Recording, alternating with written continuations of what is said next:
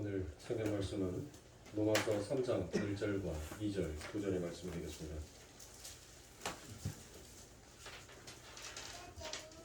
로마서 3장 1절과 2절, 2절의 말씀 다 찾으신 줄 알고 하나님께 봉독하여 올리도록 하겠습니다. 그런즉 유대인의 나음이 무엇이며 할례의 유익이 무엇이냐? 범사의 나음이 우선은 그들이 하나님의 말씀을 맡았음이니라. 아멘. 자, 오늘은 하나님의 캠퍼스라는 두 번째 시간을 갖고 함께 이야기를 나누겠습니다. 그래서 하나님께서는 이 세상을 하나님께서 창조하시는 그 이유가 있다라고 얘기를 하셨죠. 그래서 제가 그 이유를 바로 무엇을 가지고 여러분들과 나누었냐면, 마치 하나님께서는 우리 성도들의 각자의 인생에 그 하나님께서 큰 그림을 그리고 싶어 했던 것이에요. 그 그림이 바로 무엇이었다? 바로 그 한 조각의 퍼즐들을 전부 다 연결해 보았더니 바로 예수라라는 그와 같은 큰 그림을 그리고 계셨더라라고 얘기를 합니다. 그래서 그 그림 속에서 구원이 무엇인지, 은혜가 무엇인지, 죄가 무엇인지, 그리고 아버지 하나님께서 이루고 싶어 했던 그 창조의 뜻이 무엇인지를 그 퍼즐 조각 안에다가 전부 다 하나님께서는 지금 거기에다가 모든 그림들을 그려놓고 계시는 거예요. 그래서 각자 성도들의 인생에 따라서는 그 하나님께서 만드시는 그 모양에 따라서 여러분들이 지금 그 하나님의 나라의 온전한 백성으로서의 그림을 완성해 가고 있는 거예요. 그러니까 저와 여러분들이 같을 수가 없어요. 여러분들 수많은 퍼즐의 조각들을 보면 그 퍼즐의 조각들이 같은 조각이 한 조각도 없습니다. 그러니까 하나님께서는 지금 여러분들의 삶 가운데 있어서 그 하나님의 아름다운 그림을 그리기 위하여서 하나님은 그곳에다가 예수라는 그림을 그리고 있어요. 그 예수라는 그림 안에는 전부 다 그 안에 뭐가 담겨져 있다 했고요? 바로 하나님의 구원이, 그리고 하나님의 긍휼이, 그리고 하나님이 무엇을 그토록 싫어하시는지에 대해서 그 안에 전부 다 담겨져 있더라는 것입니다. 그런데도 이 인간의 제약된 본성은 무엇을 하느냐면 끊임없이 하나님께서 나타내고 싶어하는 그 그림을 오히려 방해를 하더라는 것이에요. 끊임없이 자기를 나타내려고 하더라는 것입니다. 그래서 사도가 무엇이다라고 얘기합니까? 빌립보서에서도 얘기를 하죠. 야, 너희들 그렇게 신앙이 무엇인지, 너희들 왜 그렇게 자랑할 것이 많냐? 너희들이 진짜 하나님을 믿는다라고 생각하는 사람들이냐? 정말 너희들이 하나님을 믿는다라고 하는 사람이면 너희들이 하나님을 자랑하고 하나님을 내세우는 거, 그게 너희들의 삶에 마땅함이 있지 않겠느냐? 나도 그러면 한마디 하겠다. 너희들이 그렇게 자랑거리가 많다면 나도 너희들의 그 자랑 앞에서 나도 결코 뒤지지 아니하는 자다라고 얘기합니다. 그렇죠. 그리고 무엇으로 얘기합니까? 야, 너희들은 유대인이었지. 너희들은 시민권이 하나밖에 없지. 야, 나는 유대인 중에 유대인이요. 나는 로마의 시민권도 갖고 있는 자다. 나는 엄청난 학문의 지식을 갖고 있었던 자다.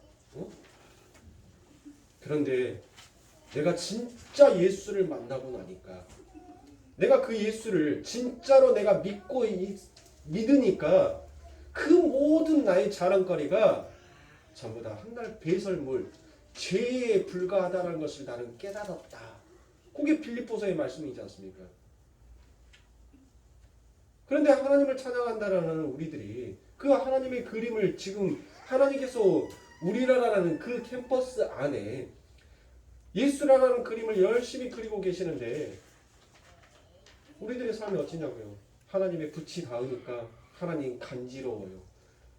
그래? 내가 너무 부드럽게 했니? 그래서 하나님께서 조금 세게 하니까 하나님 이제 아파요. 하나님께서 하나님이 원하시는 그림을 그리고 싶은데 자꾸 이 핑계 저 핑계를 대면서 하나님이 만들고 싶어 하시고 하나님이 나타내고 싶어 하는 그 일들을 자꾸 우리의 생각과 우리의 뜻이 전부 다 그 모든 것들을 방해하더라는 것입니다. 그것이 바로 무엇이다라고 이야기했습니까?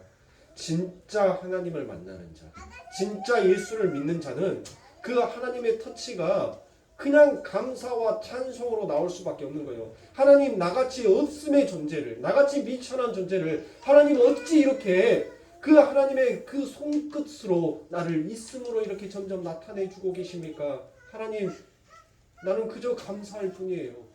하나님께서 내 삶을 터치하고 계시고 하나님께서 내 삶을 만져주고 계신다는 그 자체가 나는 하나님 감사밖에 없어요 라고 찬송하는 자예요. 그런데 예수를 만나지 못하는, 하나님의 복음이 그저 세상의 윤리와 도덕에 기록되어 있는 그와 같은 책으로만 여겨버리는 자들은 자꾸 자기의 내세움을, 자기의 드러남을 그 하나님의 십자가 앞에서 나타내려고 하더라는 것입니다. 그게 죄인지도 모르고. 그래서 빌립보서 3장 2절부터 9절에 개들을 삼가라, 행악자들을 삼가고 손할례당을 삼가라, 하나님의 성령으로 봉사하며 그리스도 예수로 자랑하고 육체를 신뢰하지 아니하는 우리가 곧 할례당이라.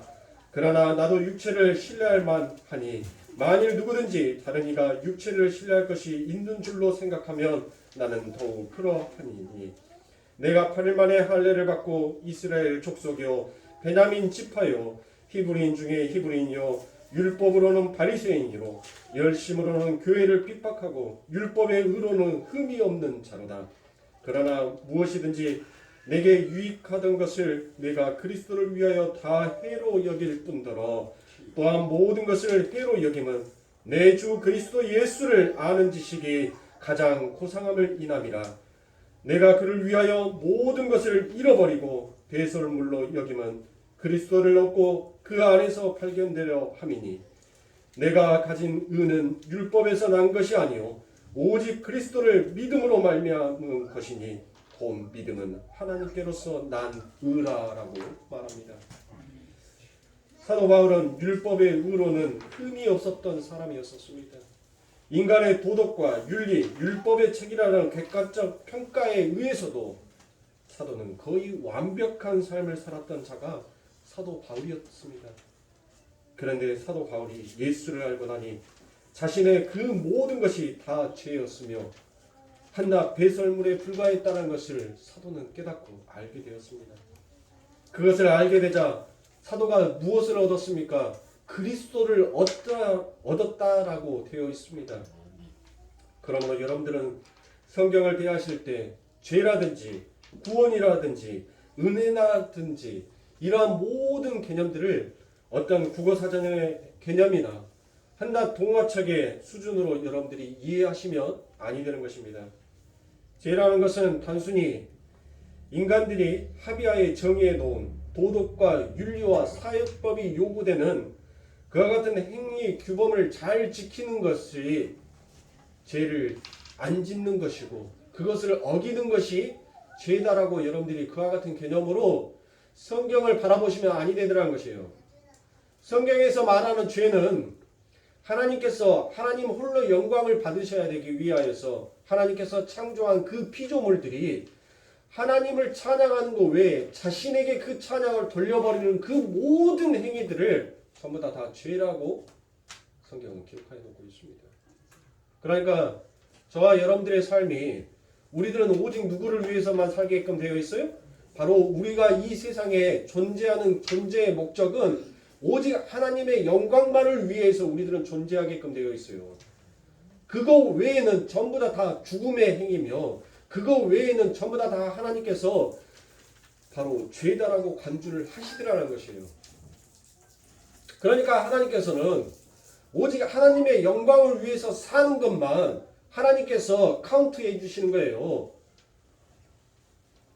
그러면 하나님을 위해서 사는 것이 무엇을 위해서 사는 것입니까? 어떤 것이 하나님을 위해서 사는 거예요? 네? 바로 예수의 옷을 입고 사는 것, 예수와 함께 동행하면서 사는 것, 그게 바로 하나님의 영광을 위해서 사는 거예요. 우리들의 삶 가운데서는 여러분들 절대로 그 율법을 지킬 수가 없어요. 율법을 지키지 못한다는 것은 하나님의 말씀을 거역하는 것과 똑같은 겁니다. 내가 무엇으로 하나님의 율법을 지켜요? 613가지나 되는 그 하나님의 율법을 우리가 과연 지킬 수 있습니까? 못 지킨단 말이에요. 근데 그 모든 것들을 누가 지켜주셨어요? 예수가 지킨 것입니다. 내가 다 이루었다라고 얘기를 하지 않습니까? 그 예수가 예수가 지켰어요. 즉 우리들의 삶 가운데 예수를 바라보고 가는 그 삶이 결국 하나님의 말씀 앞에 순종하는 삶이요. 그게 바로 하나님 앞에 영광을 돌리는 삶이라는 것이에요. 그러니까 여러분들의 삶 가운데 있어서 나는 예수처럼 살아야지. 여러분들 예수처럼 사는 것이 무엇이 예수처럼 사는 거예요? 어떤 게 예수처럼 사는 거냐고요? 네?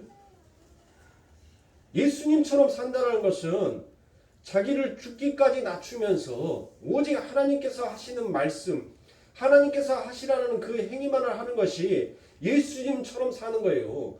우리는 죽었다 깨어나도 그 삶을 살 수가 없어요.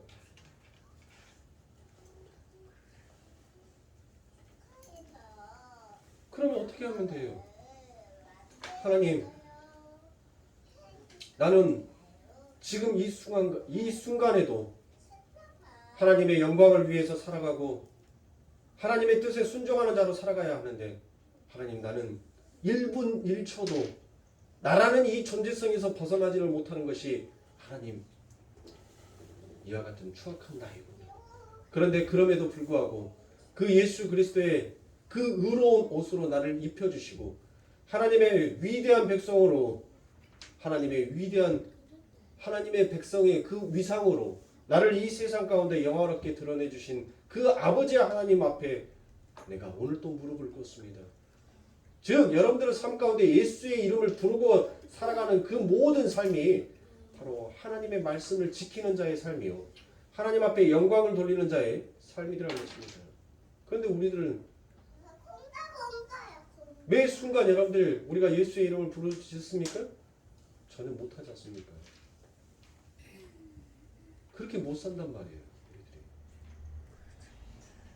그래서 그것을 깨닫는 자가, 그것을 아는 자가, 그럼에도 불구하고 내게 그 하나님의 사랑하심과 그 긍휼로 그 오래 참으심으로 나를 지켜보시고 계시는 그 하나님을 진짜로 내가 믿는다면 이 사도 바울과 같이 이 세상에 내가 가지고 있는 모든 자랑은 한낱 죄에 불과하고 오직 예수의 십자가, 예수의 이름만이 하나님 앞에 참된 선이요 가장 아름다운 고귀한 이름이다라고 고백하게 되더라는 것입니다.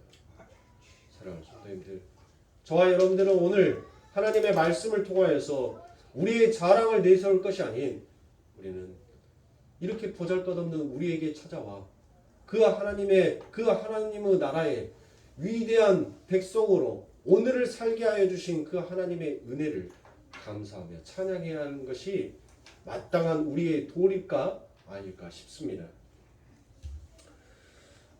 그러므로 사랑하는 성도님들, 죄는 하나님과 인간 사이의 종적인 관계 속에서만 그 개념 성립이 가능한 것이지 인간들 사이에서 횡적 관계에서는 가질 죄라는 개념이 성립이 되지 않더라라는 것입니다. 그거의 한 예가 무엇입니까? 그러니까 죄라는 개념은 인간과 인간 사이에서 내가 너에게 이것을 했으므로 죄가 성립이 되는 것이 아니라 하나님과 인간 관계 속에서 죄가 성립이 된다는 것이에요. 그래서 그것을 누가 말을 해줬어요? 여러분들이 시편 51편을 가면 다윗이 무엇이다라고 하나님 앞에 찬양을 합니까? 다윗이 시편의 51편의 그 편지를 하나님 앞에 올리기까지 다윗은 어떠한 죄를 범하였어요? 어떤 것을 했냐고요? 자기의 살이와 자기의 탐욕과 자기의 쾌락을 위하여서 남을 가차히 죽여서까지라도 자기가 추구하고 싶은 그 욕망을 쟁취했던 자가 바로 다윗이었었습니다. 그런데 그 다윗이 누구에게 가가지고 그 죄를 용서를 받습니까? 그 죄를 고백합니까?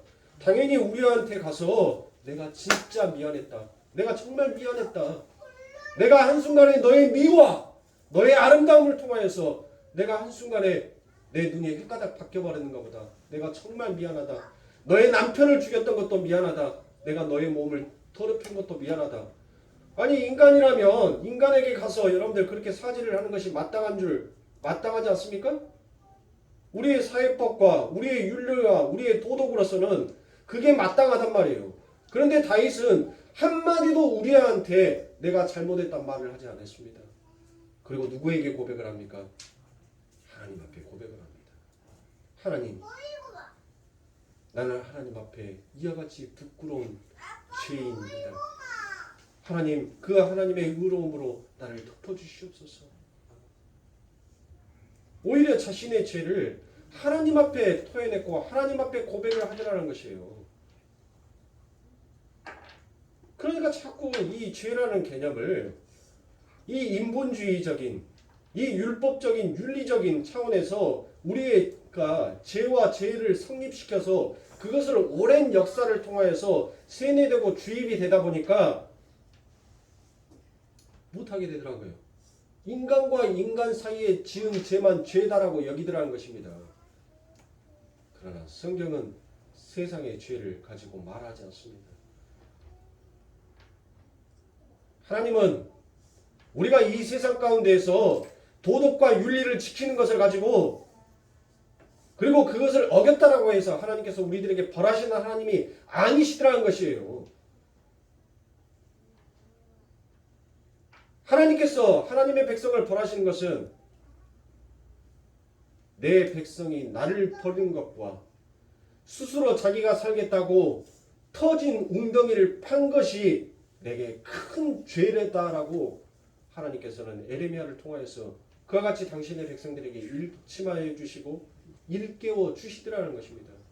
그런데도 인간이 중심이 되어서 살고자 싶어하는 자기만의 유토피아를 건설하고 싶어하는 인간의 철저한 죄는 그 하나님께서 말씀하신 죄에 대한 개념을 온전하게 이해하지도 못하며 깨닫지도 못하는 것이 그게 바로 사람이더라는 것입니다.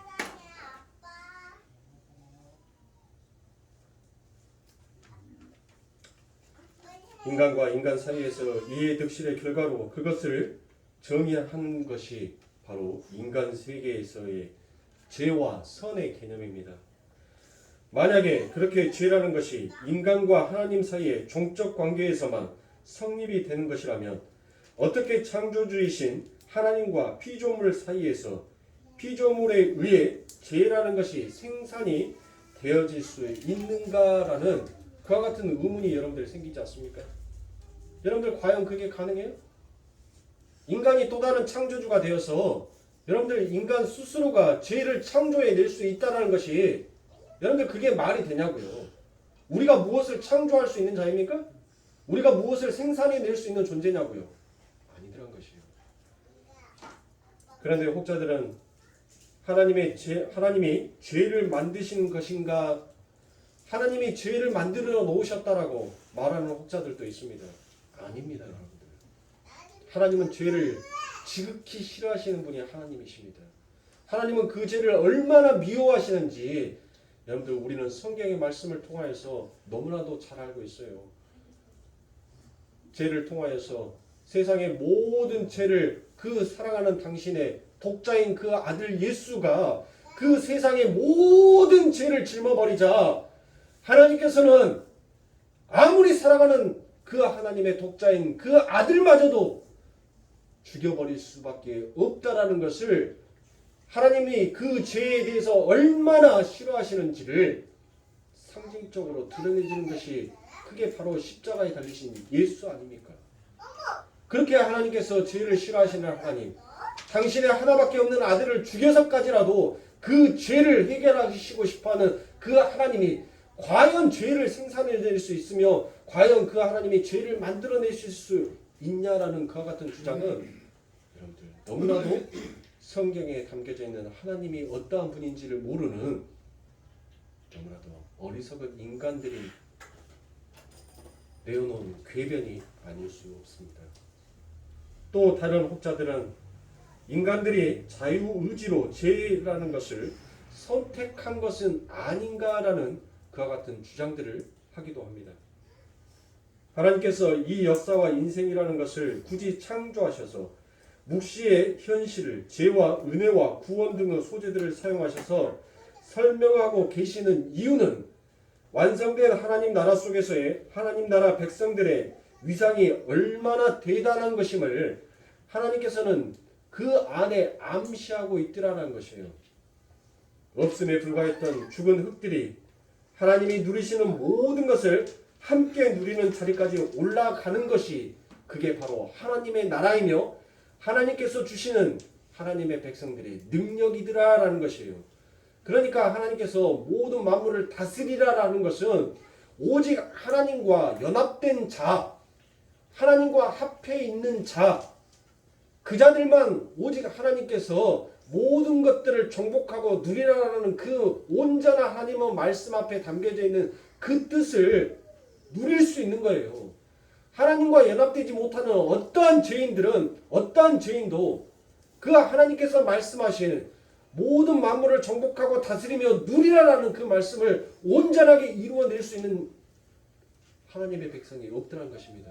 그래서 하나님께서는 무엇 하시는 거예요? 하나님의 백성들이 이미 죄를 범함으로 그 하나님의 말씀, 그 하나님의 엄청난 능력을 함께 나누지를 못하잖아요. 그래서 하나님께서는 그 중간 사이에 누구를 끼워 넣어버리신 거예요? 바로 예수를 끼워 넣어버리시는 거예요. 그 생명나무의 그 나무를 없애버리시고 그 공허함, 그 뽑혀져 있는 그 흔적의 자리를 누구로 메꾸신 거냐고요? 바로 예수로 메꾸어 버리라는 거예요. 그래서 예수가 선악과가 빠져버리는 그 나무의 흔적이 예수에게 남아있는 거예요. 그러니까 요한계시록에서 여러분들 생명의 나무는 기록이 되어 있는데 선악과의 나무는 더 이상 기록이 되어 있지 않잖아요. 하나님의 나라에는 더 이상 선악을 알게 하는 그 나무가 없잖아요. 그러면 하나님께서는 분명히 그 하나님의 묵시에 완성된 나라에서 선악과 나무를 없애버렸다는 것은 이미 그 자리가 지금 비어있는 자리잖아요. 그 비어있는 공허의 자리를 누가 메꾸신 거예요? 예수가 완벽하게 메꾸어 놓으신 거예요. 그래서 예수에게는 무엇이 있어요? 그 선악과에 뽑혀 있는 자리의 흔적처럼 예수의 손과 발에는 그 죄에 인해서 죄로 말미암아서 생겨버리는 흔적이 그 안에 남겨져 있더란 것이에요. 그런데 그 속에 누가 채워버리는 거예요? 그것을 하나님께서 생명의 나무로 그 흠 있는 곳을 메꾸어 버리시더라는 것이에요. 그러므로 인하여서 저와 여러분들이 이 아버지 하나님의 나라의 생명의 나무의 열매를 먹게 된 자들인 것입니다. 인간의 공력으로는, 인간의 노력으로는 여러분들 절대로 그 생명의 나무를 벗어날 수 있는 존재가 아무도 없어요. 설교를 맡은, 하나님의 말씀을 맡은 저라 한다 할지라도 그 선악과 앞에서 자유로울 수 있는 인간은 아무도 없다니까요. 오직 예수의 이름만이 진정한 자유함을 누릴 수 있게끔, 진정한 자유가 무엇인지를 깨달을 수 있게끔 하여 주시더라는 것입니다. 그러므로 사랑하는 성도님들, 하나님께서는 이처럼 하나님과 함께 누리게 될 그 아버지 하나님의 백성들의 그 엄청난 위상이 얼마나 크고도 얼마나 값진 것인지를 하나님께서는 하나님의 백성들에게 알고 깨우치게 하고 싶어서 무엇하신 것입니까? 우리를 이 역사와 우주 공간 속에서 보내 넣으신 거예요. 이곳에 넣어서 하나님께서는 무엇하시더라는 것입니까? 그 죄가 무엇인지, 심판이 무엇인지, 의가 무엇인지에 대해서 하나님께서는 철저히 교육시키더라는 것이에요. 그렇게 하나님의 그 교육의 현장에서 정확한 훈련을 받고 아버지 하나님의 나라로 올라가는 자는 그와 같이 하나님과 동등한 그 자리에서 하나님이 누리시는 그 모든 것들을 누리면서 하나님의 축복 속에서 살게 되는 것이 바로 인간인 것입니다. 그러므로 사랑하는 성도님들, 하나님은 당신과 함께 영원을 살 존재들을 이 역사와 시간과 공간과 우주 속에 내려보내셔서 그들의 처음의 자리를 확실하게 경험하게 하시고 그들이 어떠한 은혜로 하늘의 존재가 된 것인지를 그림으로 보여주시는 것이 바로 이 역사와 이 우주를 살고 있는 우리의 인생인 것이에요. 그러니까 이 역사와 인생은 이미 이루어진 것에 대한 이해와 설명용인 것이지 여기에서 행해지는 행위와 업적과 공로로 의한 결과가 도출되어서 생산이 되어지는 것이 아니다라는 것입니다. 지금 무엇이요? 하나님의 나라가 하나님의 나라는 이미 완성되어 있는 그 나라를 이 역사와 이 우주를 통하여서 여러분들의 인생을 통하여서 그것을 나타내고 설명시켜주는 하나의 교재본으로 하나님께서는 이 역사와 우주를 쓰고 계시는 것이지, 여기에다가 여러분들을 보내셔서 그 아버지 하나님의 나라가 아직 미완성되었으니까 너희들의 무슨 공로로, 너희들의 행위로, 너희들의 열심으로 그 하나님의 나라를 완성시켜 봐라라는 그런 뜻으로 우리들을 보내신 것이 아니다라는 것이에요. 그렇게 후자로 가면 누가 더 높은 자가 돼요? 인간이 더 높은 자가 되잖아요. 그렇죠. 우리 하나님이 뭔가가 미비하시니까 우리들을 이 땅에 넣어서 하나님께서 우리의 공력으로, 우리의 힘으로 무엇인가를 더 완성시켜보라고 한다라고 그쪽으로 해석을 하면 우리 하나님이, 우리가 믿고 있는 그 하나님이 부족한 하나님이 돼버린단 말이에요. 전능한 하나님이 아니에요. 전능한 하나님이라는 것은 우리가 할 수 없는 그 범위를 이미 완성해 놓았었을 때 우리의 능력, 우리의 힘으로는 도저히 그것을 감당하지 못하였을 때 우리의 입에서 능력이 있다라고 말하잖아요. 여러분들, 저 사람 능력 있어 라는 말을 언제 하십니까? 내가 아무리 내 노력으로, 내 열심으로, 내 힘으로 모든 것들을 다 해봤는데 안 돼요. 근데 다른 사람에게 갔어요. 그 사람에게 갔는데 그 오랜 시간 동안 내 능력, 내 힘을 보태서 해보려고 했던 그것이 안 됐는데 그 사람에게 부탁하자마자 1시간 만에 해결이 돼버리게. 그럼 여러분들 그 사람에게 우리는 무엇이다라고 말합니까? 역시 능력이 있으신 분입니다. 대단한 능력을 갖고 계십니다. 여러분들 그렇게 말하잖아요. 세상의 일도 내가 내 스스로 해결하지 못하는 것을 다른 사람이 해결해 줬을 때 그것을 능력이다라고 얘기를 하는데, 여러분들의 죄를 우리 스스로 해결할 수가 없어요. 그렇다고 해서 다른 사람이 내 죄를 해결해 줄 수가 없단 말이에요. 그런데 그것을 하나님께서 해결을 해 주셨어요. 그러니까 우리 하나님이 능력 있는 하나님이에요. 전능하신 하나님이다라고 얘기를 하는 거예요. 그러니까 자꾸 성경을 인본주의로 입각해서 여러분들 끌어집어다가 인간의 존엄성 챙기기를 하지 마시란 말이에요. 왜 하나님께서 이 우주와 역사를 창조하시고 왜 인간의 출발을 그 흑암과 공허와 혼돈 속에서 출발을 시켰는지를 우리는 이 성경을 통해서 여러분들 깨우치고 알아야 됩니다. 왜 하나님께서 그 이스라엘 백성들을 훈련하고 가르치시는데 왜 하나님께서 애굽에서 그들을 훈련시키고 그들을 가르치시며 그들을 그곳에서 끄집어내셨는지를 여러분들이 아셔야 돼요. 보시라고요, 여러분들.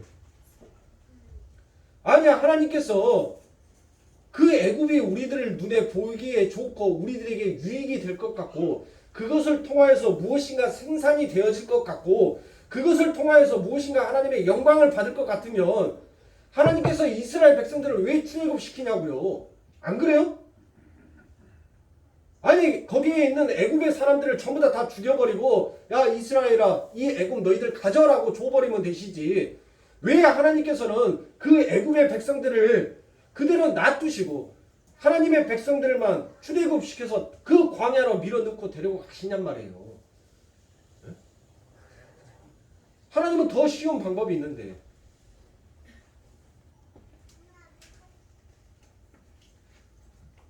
그게 바로 하나님의 일하시는 방법이더란 거예요.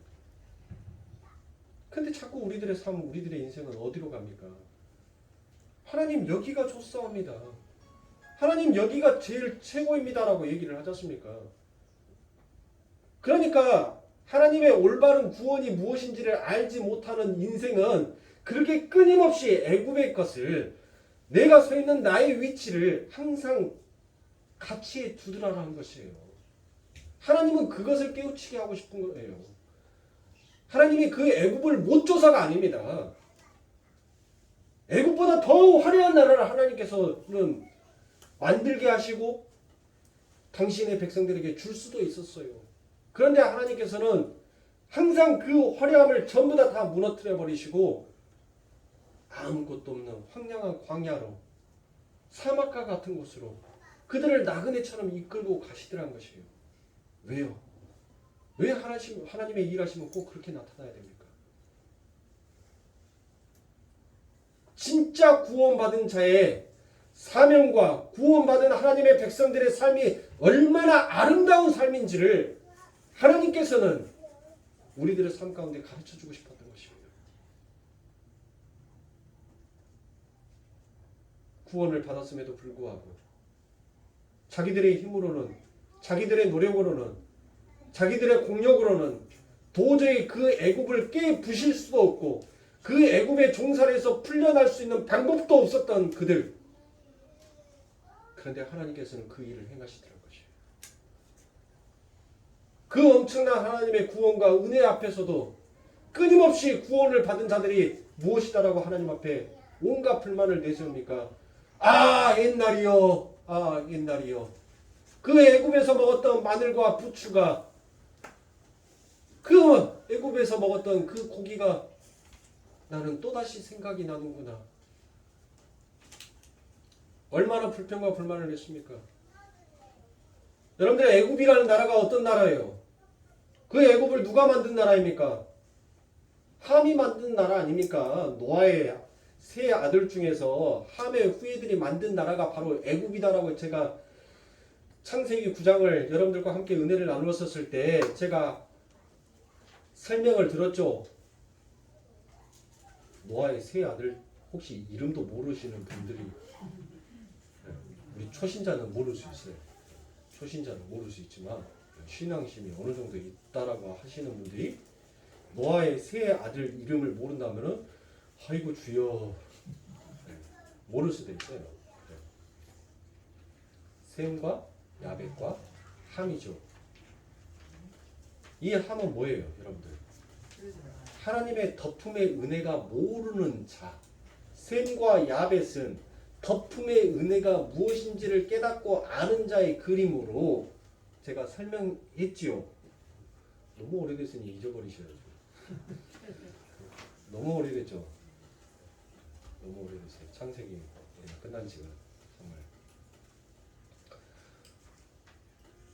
그러니까 이 애굽이라는 나라는 그 하나님의 덮음의 은혜가 무엇인지를 모르는 죄의 나라였던 거예요. 죄의 나라. 즉 이 죄의 나라, 마귀의 나라, 인간이 중심이 되어서 인간이 창조해내고 인간이 창조주가 되어서 아름다운 유토피아를 건설하고 싶어 했던 이 죄의 나라, 이 죄의 나라를 결국 그들이 끊임없이 여러분들 그 애굽에 있었던 그 만나와 그 부추와 그 고기를 그리워했다는 것은 인간은 끊임없이 무엇을 가지고 있다는 것이에요. 애굽에서는 어찌됐든 간에 여러분들 어때요? 내가 열심히 나의 공력을 들인 만큼 그 결과치를 얻어내는 것이 그게 바로 애굽 아닙니까? 그게 마귀의 나라 아닙니까? 내 열심히, 내 노력이, 내 공력이 그 안에 얼마만큼 투자가 됐느냐에 따라서 그 소득의 결과물을 얻는 곳이 바로 애굽 아닙니까? 이 세상 아니에요.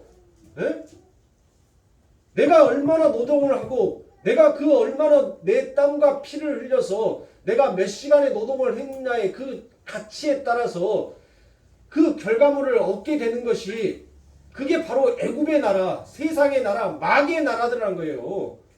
그런데 인간들은 끊임없이 뭐를 요구하더라는 거예요. 끊임없이 자기의 공력을, 자기의 행위를, 자기의 노력을 통하여서 얻고자 싶어하는 그 결과를 항상 만족스럽게 얻고 싶어하는 것이 그게 설사 다른 사람의 종으로 산다 할지라도 내가 얻고 싶은 그 결과치를 얻어내겠다라고 하는 것이 그게 인간의 죄의 본질상 나타나는 죄의 속성이더라는 것이에요. 그런데 여러분들, 하나님께서는 그 이스라엘 백성들에게 뭐라고 얘기하십니까? 아니다. 너희들의 공력, 너희들의 힘으로, 너희들의 행위로 얻어내는 그 양식이 진짜 양식이 아니라 내가 내려주는 양식이 진짜 양식이다라는 것을 하나님께서는 그 이스라엘 백성들에게 가르쳐주고 싶은 거예요. 하나님의 나라는 너희의 공력으로 만들어지는 나라가 아니라 처음부터 끝까지 나의 은혜로 이루어지는 나라다라는 것을 가르쳐주고 싶은 것이 하나님의 뜻이었던 것입니다. 그래서 하나님께서는 죄의 나라인 그 애굽의 당신의 백성들을 그 길로 인도하시면서 그곳에서 죄가 무엇인지를 깨우치게 하시는 거예요. 그리고 그 안에 심판의 하나님이 어떠한 하나님인지를 그들이 깨닫고 그 하나님이 그와 같은 심판의 하나님, 그 두려움의 하나님이 이제는 그 하나님의 그 하나님의 사랑으로 나를 이 나그네 같은 이 광야와 같은 이 인생길을 어떻게 하나님의 은혜로 끌고 가신지를 설명해 주는 것이 그게 우리의 인생이요 성도의 삶이라는 것이에요. 진짜 생명의 양식은 뭐예요? 만나지 않습니까? 하나님께서는 그 만나를 내려주시는 거예요. 그게 하나님의 은혜들한 것이에요. 여러분들 생각해 보세요. 광야에서 사막에서 여러분들 하늘에서 양식이 떨어지네요? 그게 가능해요? 그게 가능하냔 말이에요. 여러분들이 갈증이 나서 죽겠어요 지금. 너무 목이 말라. 근데 어디에 물 한 모금 마실 데가 없어. 근데 하늘에서 비가 떨어져요. 하늘에서 비가 떨어지는 거예요. 여러분들의 삶 가운데 있어서 그 빗방울 한 방울 한 방울이 여러분들 뭘 나의 갈증을 해결해 줄까라고 생각을 하는 것이 인간이라는 것이에요. 인간의 삶의 계획과 계산법이라는 것이에요. 그런데 그 비마저도 안 내리면 그는 뭐예요? 결국 죽어요. 갈증에 의해서 죽는단 말이에요.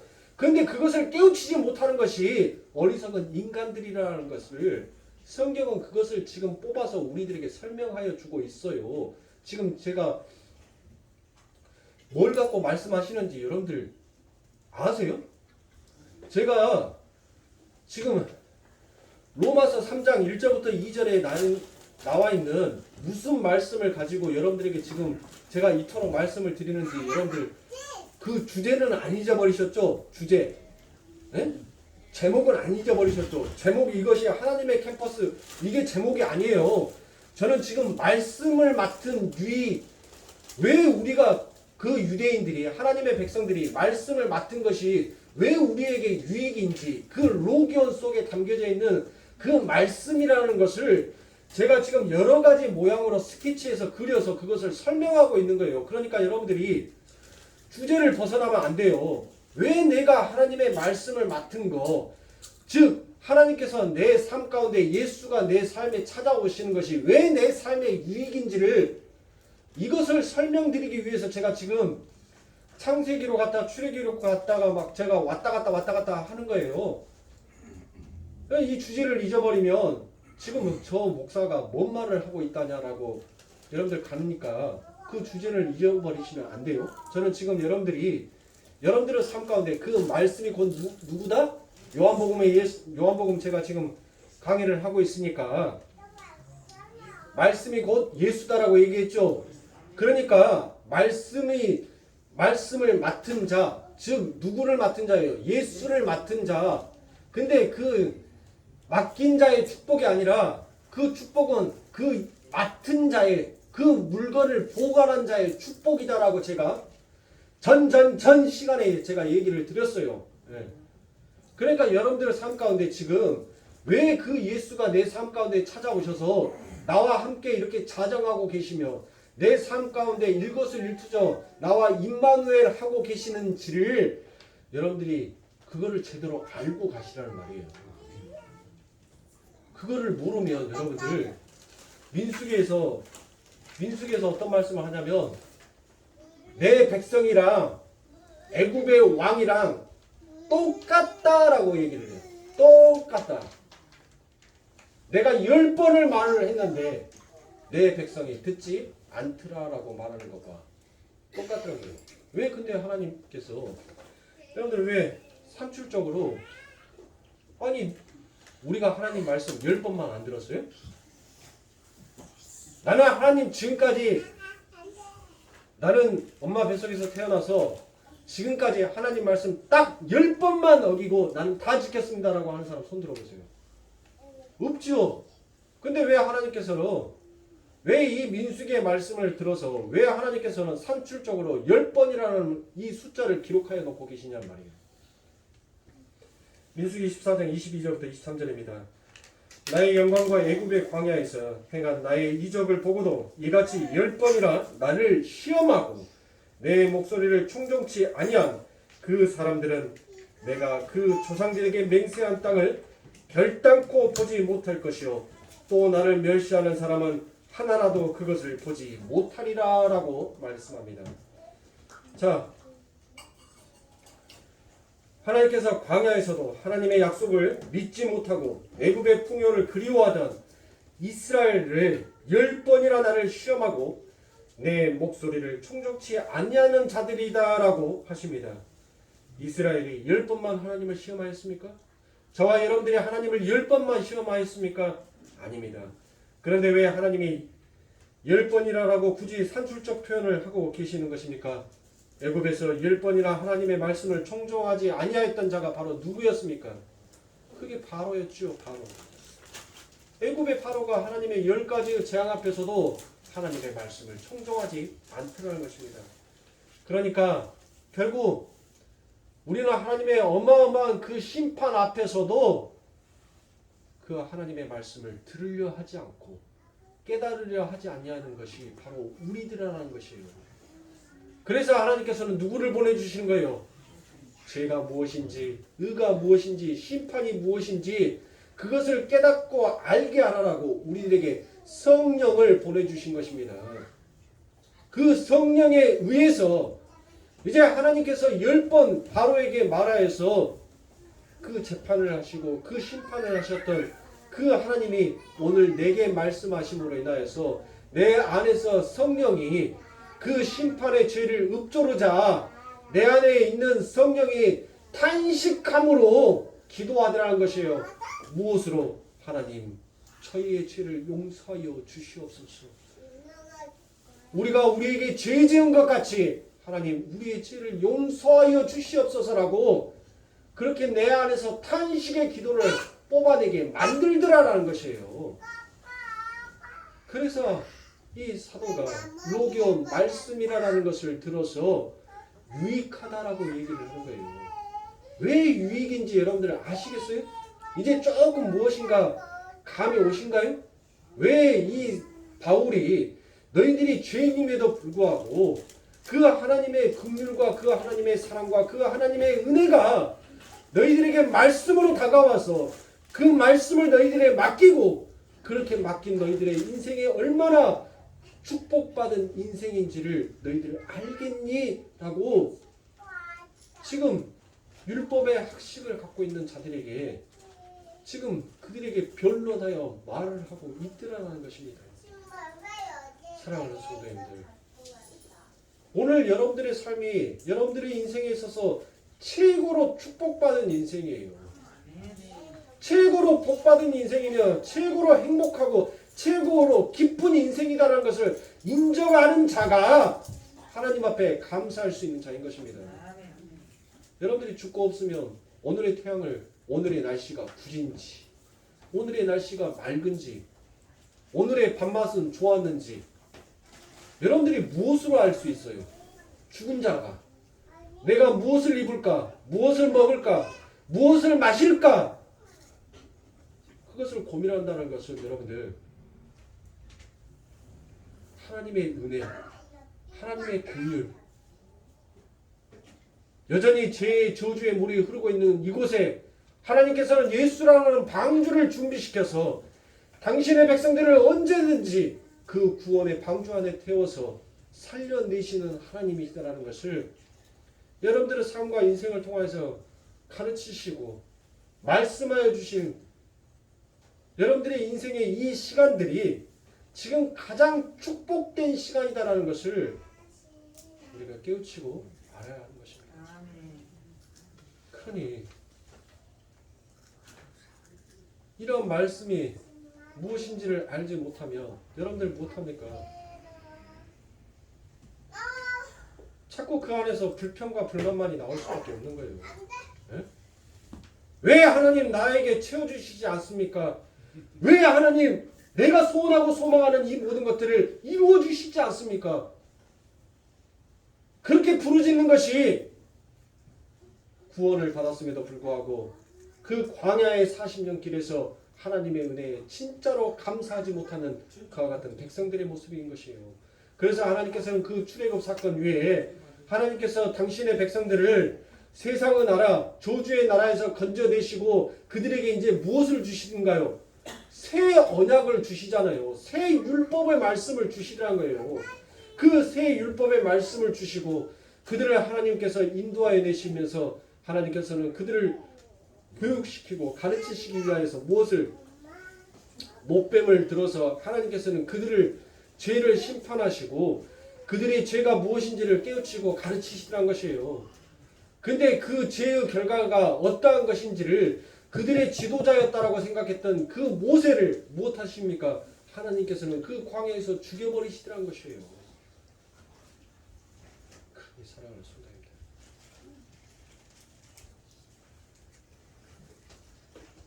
하나님의 백성들은 그 하나님의 은혜가 무엇인지를 깨닫고 알고 가는 것이 그게 우리가 이 인생을 걸어가는 최고의 역사의 순간이다라는 것을 여러분 잊어버리지 마십시오. 그래서 요한복음 1장 5절과 10절과 11절에 무슨 말씀이 기록이 되어 있습니까? 빛이 어둠에 빛이 돼 어둠이 깨닫지 못하더라.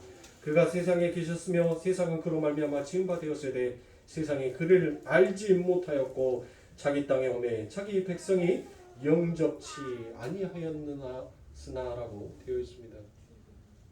진짜 주의 말씀을 진짜 주의 하나님을 믿는 자들은 세례 요한같이 그분을 바라보게 되어 있어요.